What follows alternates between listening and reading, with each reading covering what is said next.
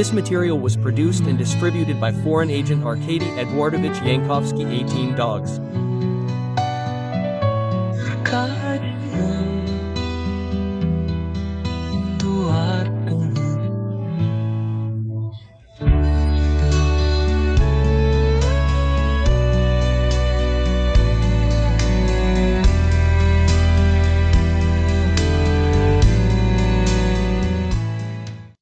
Hello, dear friends. This is a discussion club, a program in which I meet with various experts in various fields, with my friends. And we haven't had Ilya Ponomarev for a long time. And since we are very close to each other here in Washington, I can't. As always, whoever is closer to each other there, rarely meets. Well, because you and I have a lot of tasks and things to do here in DC. And today I want to talk about the current, well, mainly about Ukraine, I guess. Here, Ilya, there is such a thing. Just yesterday, President Zelensky signed a new law that has caused serious criticism in the European Commission, in the Ukrainian opposition. And our viewers probably know the law, which seriously limits the possibilities of action, as the opposition believes, of the Anti-Corruption Committee. That is, it has ceased to be independent. And there were even protests in Kiev. People went out into the streets in Lviv, in other cities. Tell me, please, what is your attitude towards this law? Is it evidence that in the conditions of war, the president of Ukraine, well, is going a little overboard, perhaps, in regulation? Well, I have this attitude towards it, that in general, the creation of NABU, SAPA and all these anti-corruption bodies, from my point of view, was initially a certain mistake of nature. I have said this metaphor many times, that instead of laundering the old, they made a new one. Yes. Well, there are ordinary law enforcement agencies, the prosecutor's office, the police, then the State Bureau of Investigation was created there. There is an analog of the FBI, so to speak, the investigative committee, maybe more accurately, then, to speak. But, in parallel with them, there were some separate structures that were aimed at investigations and all the same, but only in relation to officials in power. As a result, it turned out that the usual investigations conducted by the usual prosecutor's office, as soon as it starts there, then, the authorities, they should be transferred. It's all very strange.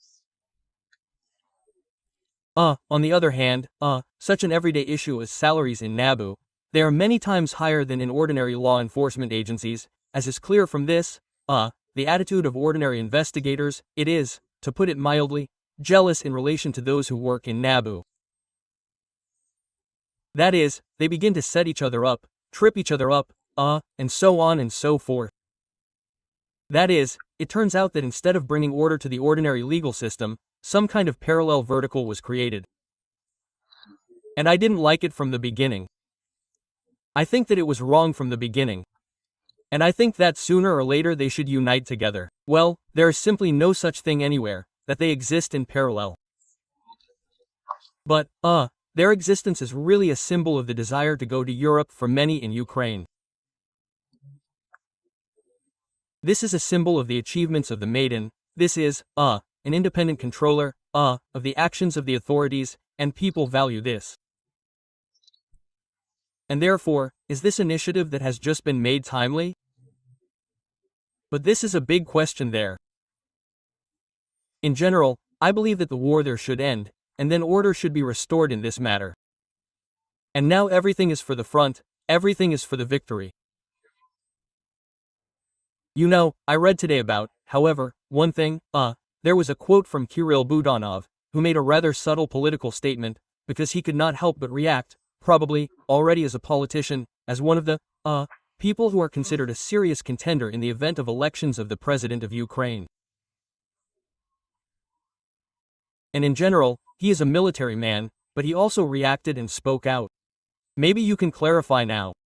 So, roughly as you said, it is not the time, but at the same time, he could have kept silent, probably, yes. This means that Vladimir Zelensky is getting, mood is growing.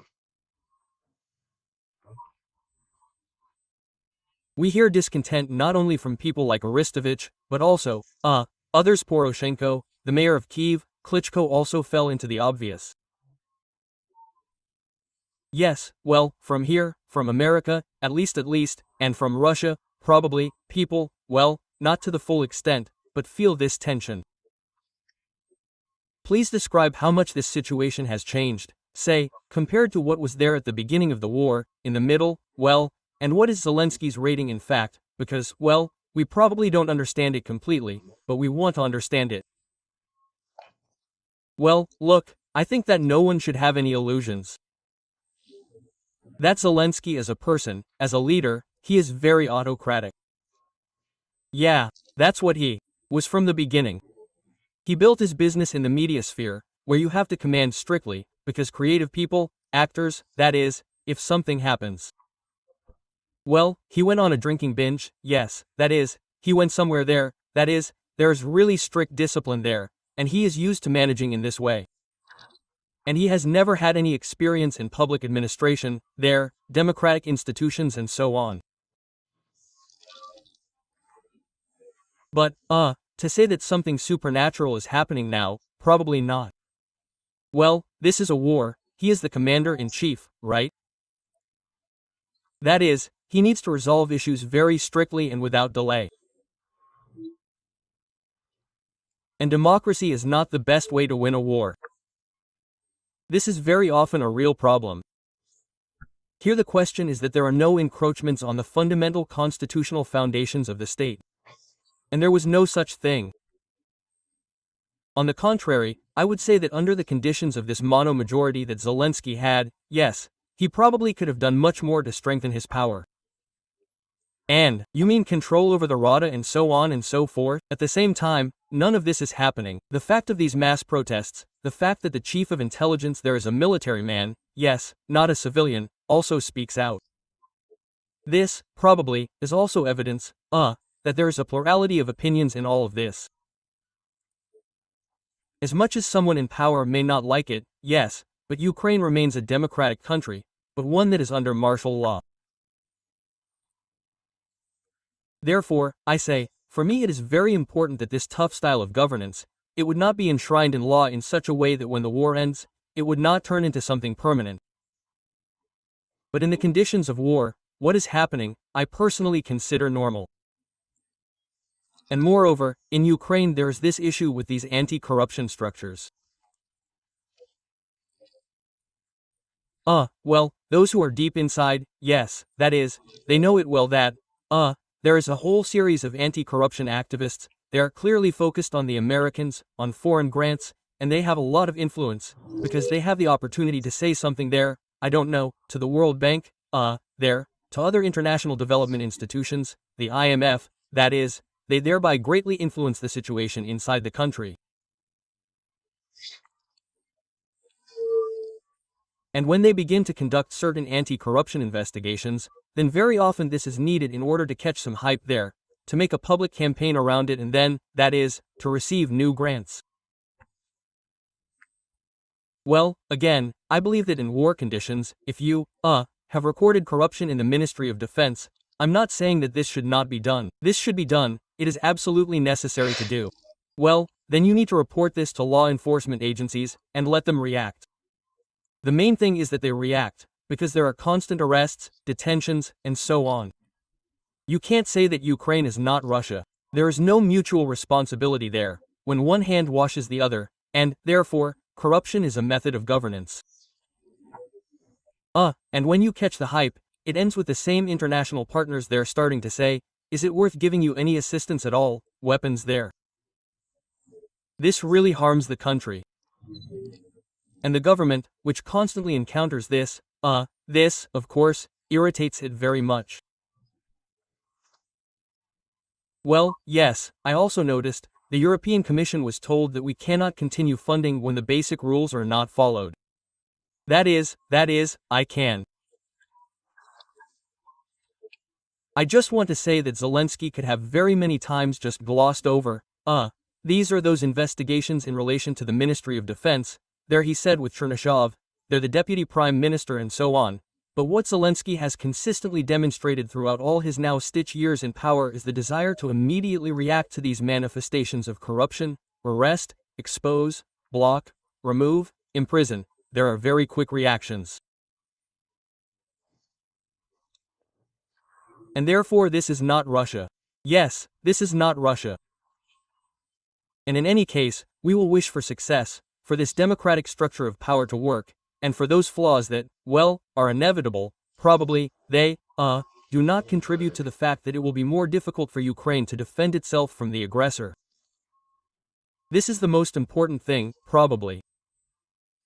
Well, and mutual understanding with other European structures, just Zelensky's team. As for PR, as for, well, as you said yourself, there are artists, there are creative people, they do it, well, but not worse than others, at least. Yes, exactly. In these conditions, they know how to say it in time and so to speak, and find contacts, explain themselves, it works out, it would work out at the front. And the next question is a continuation of the Ukrainian theme. This is the new government, which is about to be appointed. I am also interested in how new and updated it is. Here in America, the new ambassador after Markarova is also a lady. Probably, it is also worth characterizing her and her prospects diplomatically, because the diplomatic front is also where work is very important for Ukraine. Please, tell us. Well, I will say this, until the last it was unclear whether the government would change or not, because, there were a lot of rumors about this. Many attempts have already been made to change the government. There were attempts at external interference in this process a year ago, 2 years ago. That is, this is also an element, an element of political struggle, right? No, it was there in full swing. There was no authoritarian unilateral decision in this sense, yes. And it must be said that this is so from the point of view of what was replaced. There is complete continuity. That is, the most typical scenario is when a deputy minister takes the place of a minister, right? That is, in general, in this sense, everything is progressive. Why, nevertheless, was this done? But I think that first of all, because Zelensky, does not want there to be some kind of stagnation, yes, there, in personnel. This is not Russia again. It is important for him, then, to hang out with personnel. It is important for him that, no one gets attached to the chair. It is important for him that everyone understands that they are temporary managers, and not eternal kings, that is, in their industries, in their areas of work. I think that this is the main thing, because there is no other big sense. Their Schmeigel was completely loyal, to the president, the head of his administration, therefore, and in the same way, everyone who was appointed, well, there is no difference in this sense. And no one left this clip.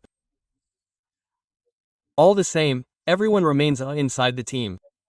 There are simply redistributed areas of responsibility. The same prime minister has now become the minister of defense. The minister of defense has become the secretary of the Security Council. Well, that is, listen to all this. Putin has replaced Frodkov with this very same one. No, people are not from the same team. Well, so what? No, in my opinion, in Russia it is different. In Russia there is a nomenclatura system of such a neo-aristocracy, yes, that is, which, in principle, never drops out anywhere and never goes anywhere, right? There is nothing like that in Ukraine. That is, no one considers themselves insured against being thrown out on the street there, if they work poorly or if there is corruption. On the contrary, it is, in principle, a dynamic system there, but to rearrange the areas of responsibility, well, when there are no such obvious claims against a person, against a manager, yes, there is no need to fire him, well, that is, transfer him to another job, again, just so that he shakes himself up, yes, and starts to be creative there, yes, that is, a fresh look at the problem occurs, that is, I think, absolutely normal. Here. Well, now, probably, it is summer there, somehow all the same politically, which means that it is more or less a lull, a calmer situation. This is not the middle of winter with inevitable energy problems and so on. The budget cycle, which is just beginning. Well, that's why I think now, but up until a week before the vote, I can say that my fellow deputies did not believe that the decision would actually be made and that there would be enough votes in the Verkhovna Rada. Well, they decided. The summer is calm, but not for everyone. As for the bombing of Kiev, in particular, and other things, here we see that things are escalating. I want to ask you one military question, that's what I was thinking about. And lately there have been comments that at one time Russia was sharply losing in terms of drones and unmanned aerial vehicles, lagging behind, but then learned, adopted some things, completed some things. And so it seems like the ratio in terms of quantity, yes, and maybe caught up in terms of quality, surpassed in terms of quantity. Please describe this element, the most serious factor in military actions. Here's how it all looks now and what Ukraine is doing. I know that you are involved in this topic, that is, the production of military equipment of this kind. So, how do you see everything here in the future? Well, I will say that there should never be Shapkal-style attitudes. Well, accordingly, the Russian Federation learned this from a very sad, experience, yes.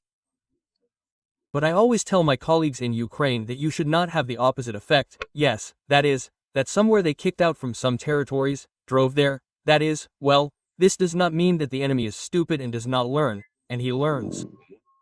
Yeah. And it's just that the Russian system, it is more rigid, tough, and therefore it happens more slowly, and there is a lot of this same theft and corruption. That is, well, when you have more resources, you can break through something there with money, and not with brains, right? And this means that Ukraine is forced to be more flexible, more subtle in this regard.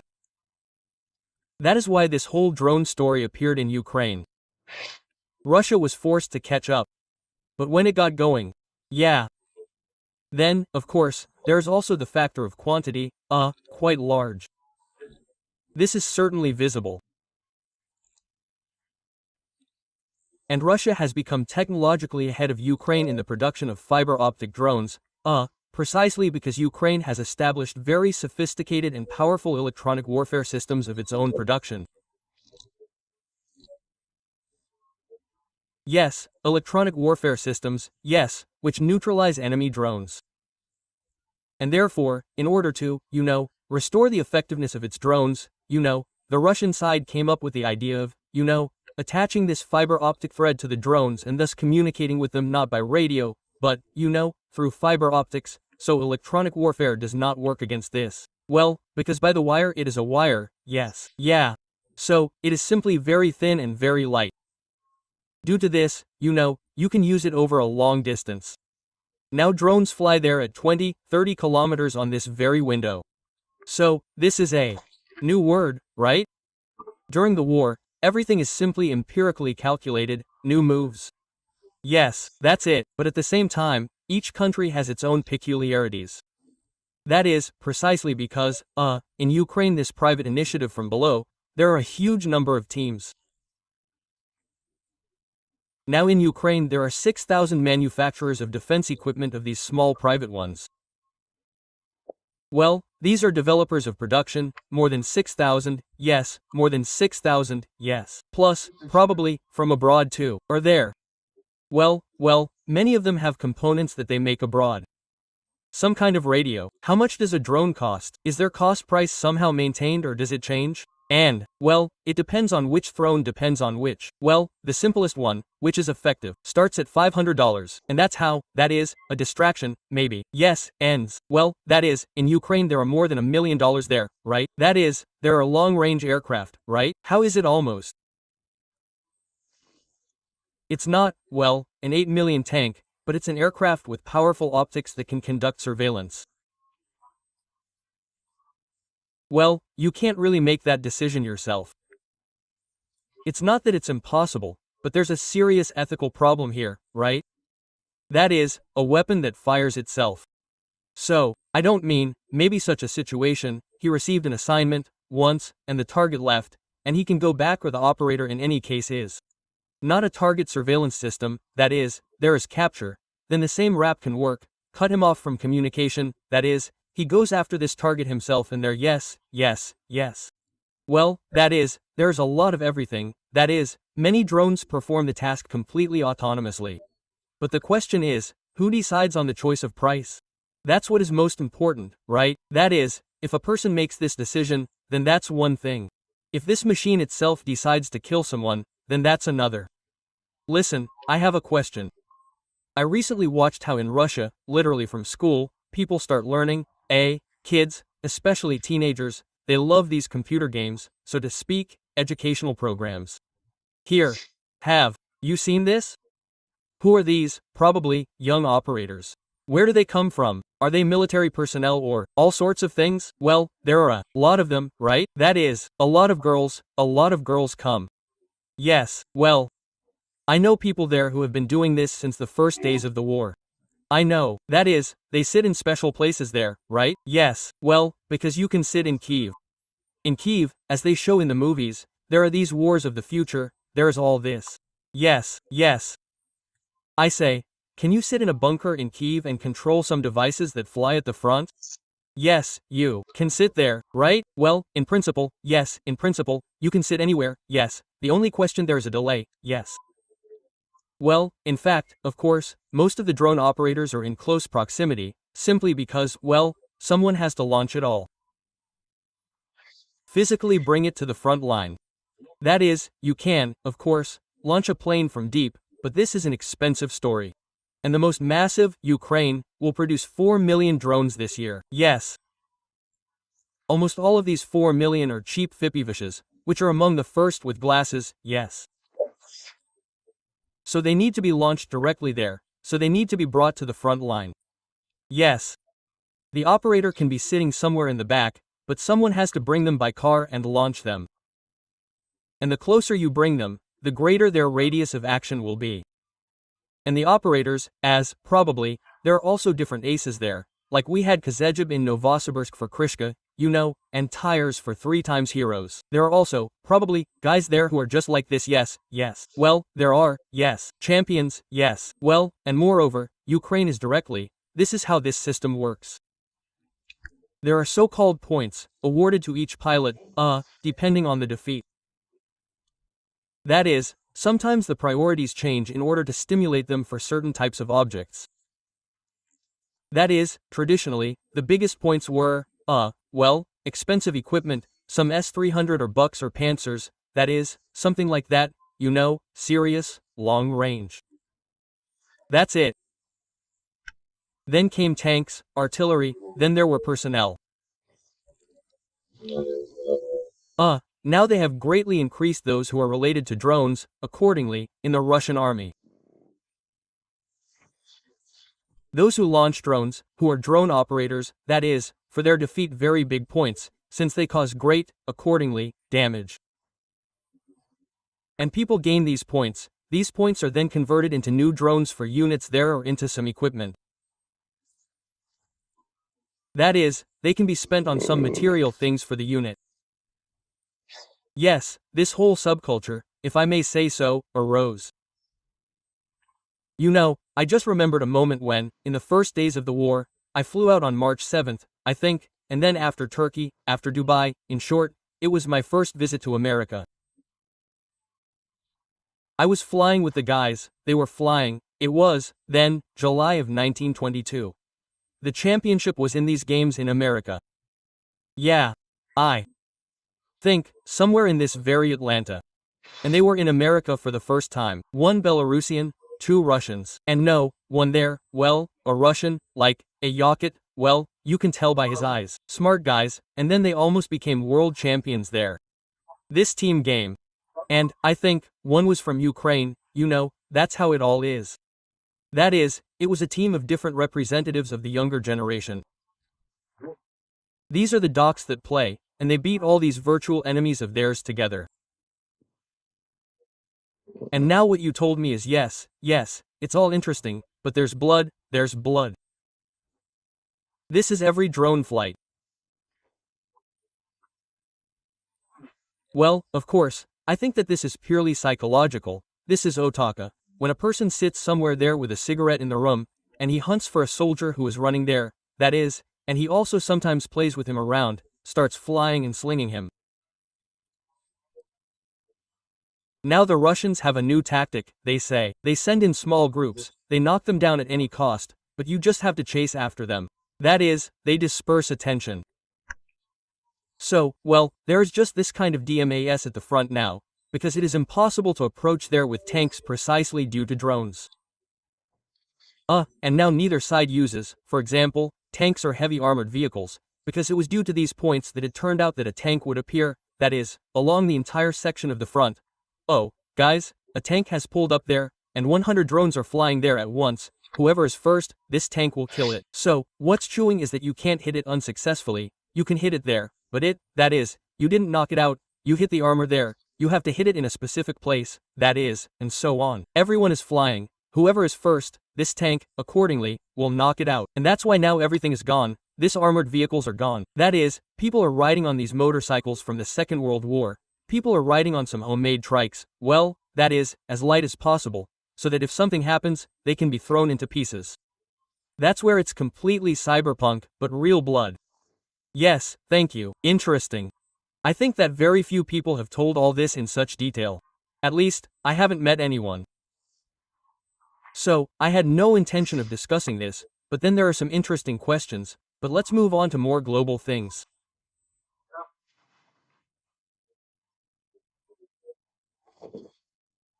Regarding the participation of the United States of America, in particular, the Trump administration, and not only in this whole serious thing.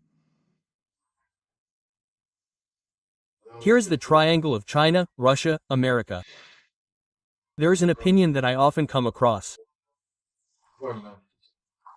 Just now, before our recording, I listened to another conversation between ЯНКОВСКИЙ and a shepherd, people you know. And the conversation was about this. They, in general, both, well, to varying degrees, maybe, agree that, as I understand it, both the United States of America, and whoever is president, in principle, and China, benefit from Putin remaining in power. That is, no regime change is not just a wish, yes, which was heard, well, more precisely, a statement that you and I discussed all of this under Biden, we encountered this. There was such an attitude, yes, that it seems to be like this now.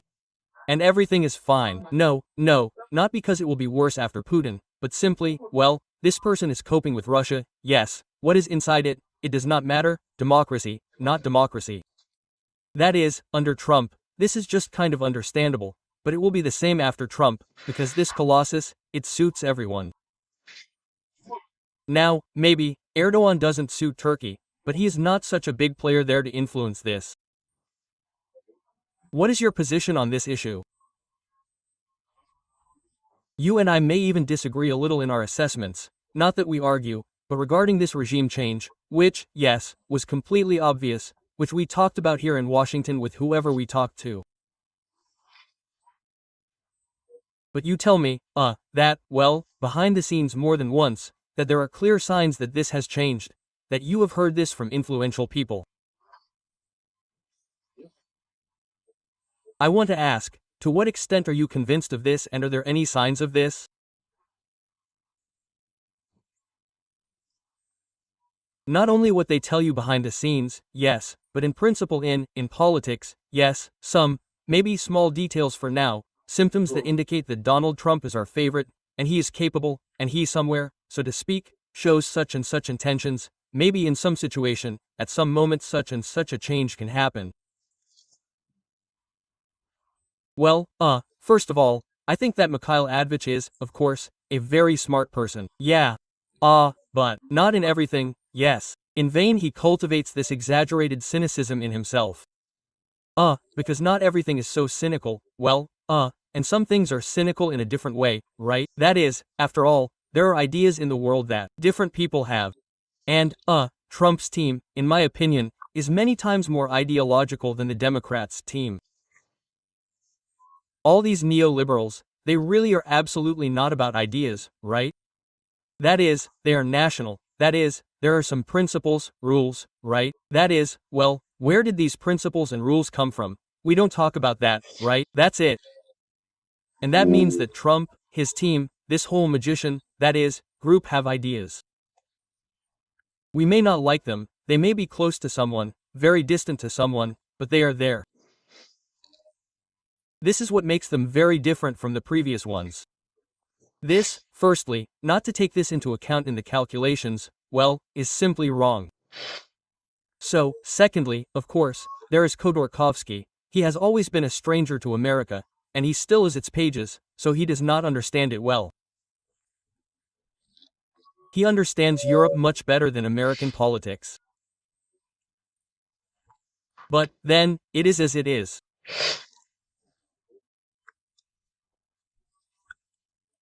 My experience says the following, that while the Democrats were in power, there really was a complete taboo on the change regime with all the tough external rhetoric, but this, I say, was absolute hypocrisy, because there was a secret deal that was concluded between Moscow and Washington that Washington would not deal with the change regime, and Moscow would not threaten with nuclear weapons. At the same time, Moscow, in my opinion, regularly violated this. Well, at least in the context of rhetoric, it threatened. There, of course, it did not use them, yes. That is, thank God, yes. That is, well, it threatened, speculated on the topic of nuclear weapons. America, in turn, did not speculate on the Chiang regime in any way. Moreover, in my opinion, they were running ahead of the locomotive, by not doing anything themselves and trying to complicate this story for us as much as possible in relations with Ukraine, Poland, and other countries. That is, they called directly and said, don't do this. And they tried in every possible way to isolate all those who were engaged in violent resistance and everything else. Under Trump, all this completely disappeared. And the position of the current administration is that we don't care. This is not about me, please. I remember that under Biden you were invited to CNN, and you spoke in this military khaki shirt, but you have not yet been invited to Fox News. Or did I miss it? Well, I am on Fox News, I don't have any special contacts, but I have been on New Max many times, which is Trump's channel. That is, I was there much more than on CNN. That's it. Well, it's just that it also depends on the channel policies, on their agenda. That's it, but it's definitely not connected to the administration itself. Question. What real contacts do you have with people who make decisions? And I can say that, given that the number of acquaintances was the same in both places. Yeah, that's it, but there's much more dialogue with them. It's also just that their approach is very pragmatic. It means it's the president's line. The president wants to negotiate peace at any cost. He doesn't care what the component of this peace is. He has now set the following task. We are negotiating peace. Therefore, it means that we ourselves now have to do something else. It's not on the agenda, but you do what you want. It means, we won't interfere with you. These are your internal Russian affairs, showdowns, that is, be successful, well, great. You won't be successful. And what worries me even more is that the Russian oppositionists talk about Trump all the time, right? That is, we are the only group that treats this team in a balanced way and has never criticized it. Yes, that we simply consider it wrong to interfere in American politics, but everyone else speaks out all the time. Well, now the person who was with us, so to speak, and now sharply criticizes, is Andrei Ilisev, who sharply criticizes me about this all the time. Well, he constantly criticized the Democrats before, now he constantly criticizes Trump. Well, this only speaks to the reliability of his forecasts. And Ponomarev criticizes, and I will just say once again, don't ask anymore, we have no contacts with Andrei Nikolaevich. He is such a free shooter, a free bird, interesting, of course, but he is outside. Well, the last question. I didn't want to talk about the so-called opposition, about resistance, maybe our Russian one. But the conversation went, you see, you are invited to American channels, but the same daughter will never be invited there, right? So, Khodorkovsky, Kasparov and so on. Do you follow at all or don't you follow anymore? Well, maybe there are contacts. I've already kind of given up, and even in my programs before I always had an American part, Ukrainian, that is, war, Russia, Putin. Well, and there was always one question about the interlocutor's opposition. Now I don't even know what to ask. Maybe you have something to say? What's going on there? Who's alive there? Who's what there? Well, how is that? About the dead, either well, or nothing. In our team, which we organized with Belanov, Leonid Volkov played. I said that this could be some unique event, the unification of the position in the team under the white red flag for the champion. At the club chess championship in London on the amateur board, there were grandmasters, Lenya Volkov played. Well, and even there they wrote to me, well, they found someone to invite. I say, well, when a person plays and at the same time it means that. It is really a laugh of Kasparov. Yes, Shakro. He will come to the place where only it is possible to become a champion. And there was no chance for us. We played first place. Nothing, but first place was not there. Well, please, what can I say at all? Is it worth saying anything? Well, I don't know, really, the dead are either good or nothing, right? That is, well, there is no opposition, yes, and Unfortunately, I can say that our strategy has not achieved success. Of course, I counted on the fact that, in alliance with Ukraine and with the Eastern European countries, we would be able to strengthen ourselves during the war years and achieve results. But this did not happen. In many ways, there was a factor here precisely of the previous American administration, which did everything possible to prevent this from happening. They simply protected Putin, I don't know, in every way. That's it. But now it has disappeared, but the inertia remains and all this is developing slowly. And that is why I personally try to help, well, again, not with words but with deeds, those countries that are next in line to be attacked by the Kremlin. I am absolutely sure that, well, God willing, there will be a truce with Ukraine. This will not lead to any long-term peace. Some Latvia, Poland, right? Latvia, Lithuania, Poland, Estonia. Well, that is, as long as Putin is in the Kremlin, there will be a war. Only a change of this regime can lead to the end of the war. Therefore, you need to do what you can do, with these defense technologies. I think that if there is a truce, then it is very likely that our Russian units will be able to be used to protect other Eastern European countries, because from this there will be, so to speak, a PMC, yes, that is, with our fighters. I am thinking in this direction now. But, of course, we must fight to the very end, only the key word is fight, not talk about fighting, engage. Ilya Vladimirovich Ponomarev is one of those who really fight. He has a special role. Yes, he is radical, he is a citizen of Ukraine, among other things. And he is close to me. As a person who represented in Novosibirsk, here in America, I learned a lot here thanks to Ilya, met people. And he is a very promising politician, young, to whom I really want to tell the viewers that very soon, on August 6th, we will be here to congratulate the hero of the day. I hope that you, too, with your like, your comment, will find kind words addressed to Ilya, who is fighting for Ukraine and for Russia. Ilya, thank you very much. Thank you very much. Until next time, friends. I invite all my friends to subscribe to the Discussion Club channel. Well, and viewers of the YouTube channel to subscribe to our Telegram channel Discussion Club.